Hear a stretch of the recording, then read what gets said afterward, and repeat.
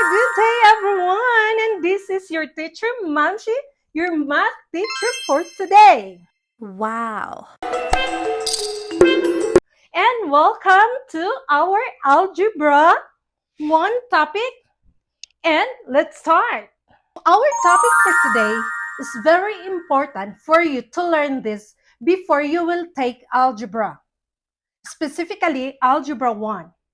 And this is all about operations and fractions with our objective that at the end of this topic for today, you can add and subtract fractions. It could be like fractions or similar fractions and unlike fractions or not similar fraction. And now let us understand first or review what is fraction.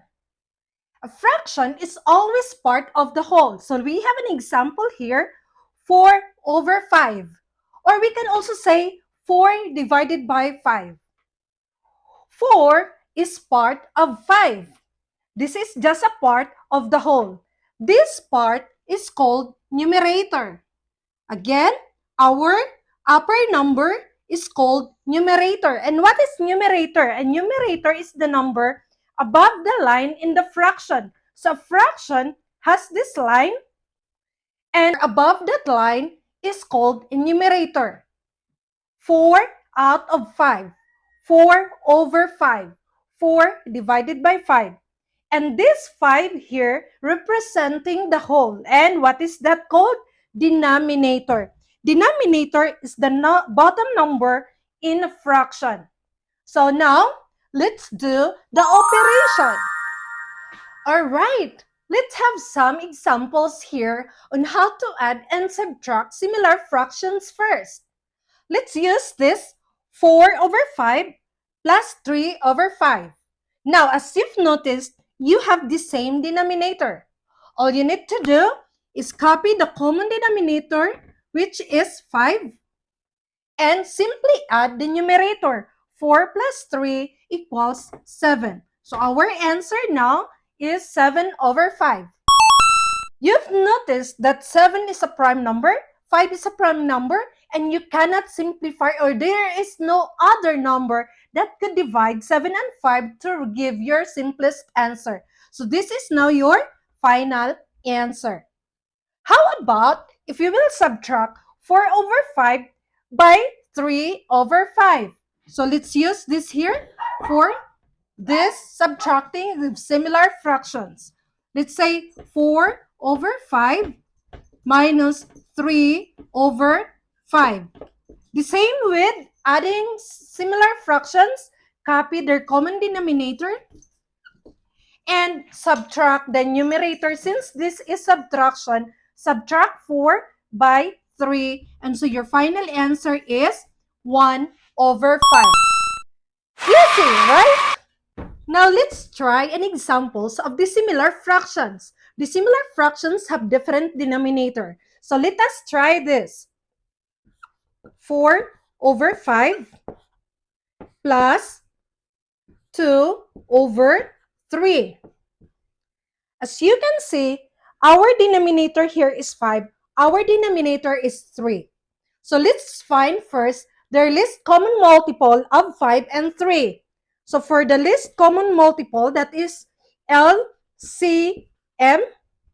For 5, you have 5, 10, 15, 20, and so on and so forth. For 3, you have 3, 6, 9, 12, 15, 18, so on and so forth.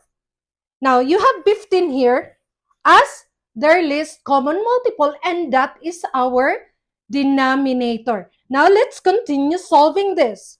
So, our new denominator now is 15. 15, put that here. And now, to get your new numerator, let's do this. Divide 15 by 5, or your first denominator, and then multiply it to your numerator. That makes it your new numerator. So 15 divided by 5 is 3. 3 times 4 is 12. Next, on this part, 15 divided by 3 is 5.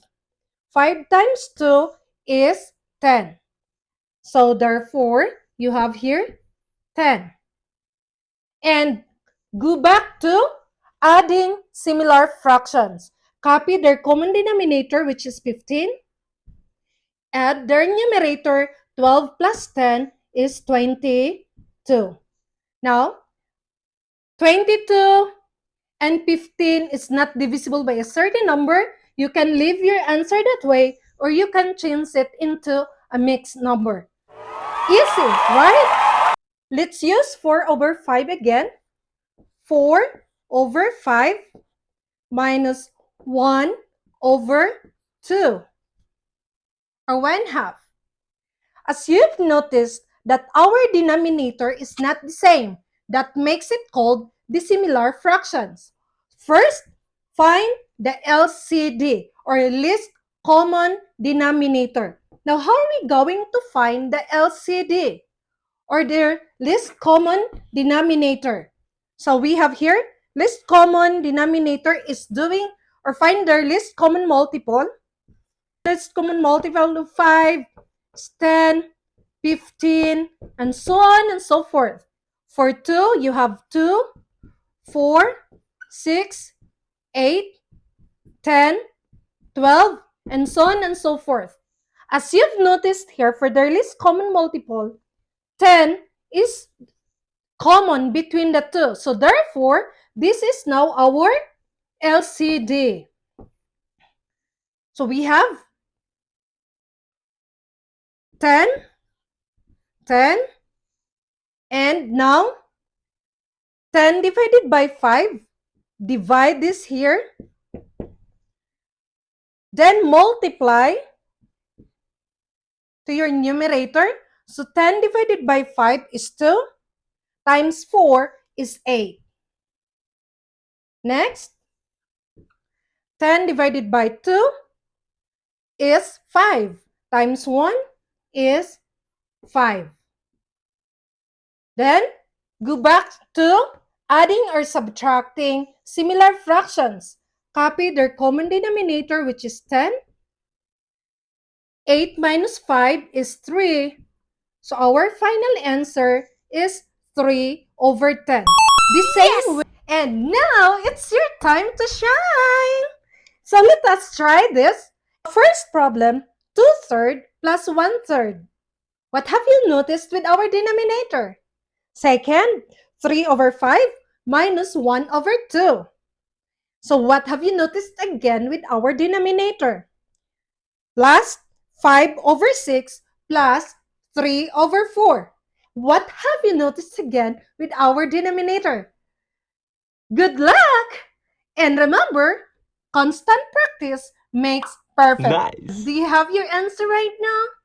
So, all right, let's try number 1. What's your answer? So first, as you've noticed, they have the same denominator, so copy their common denominator and add the numerator. 2 plus 1 is 3. Now, 3 can be divided by 3. So 3 divided by 3 is 1. The final answer is 1. Number 2, their denominator is not the same. So you need to find their least common multiple of 5 and 2.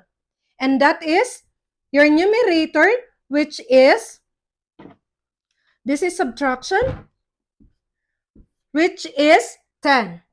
So we have 10 here. So we have the same denominator now. 10 divided by 5 is 2, times 3 is 6. 10 divided by 2 is 5, times 1 is 5. Then copy their common denominator. 6 minus 5 is 1. And the final answer is 1 over 10. And last problem is, we have 6 and 4 as our denominator. Find their least common multiple, which is our new denominator, and that is 12. So we have 12 here. 12 divided by 6 is 2, times 5 is 10. 12 divided by 4 is 3, times 3 is 9. And the final answer now is 19 over 12. Questions? And I hope you've learned something for today with Teacher Manji. And bye-bye!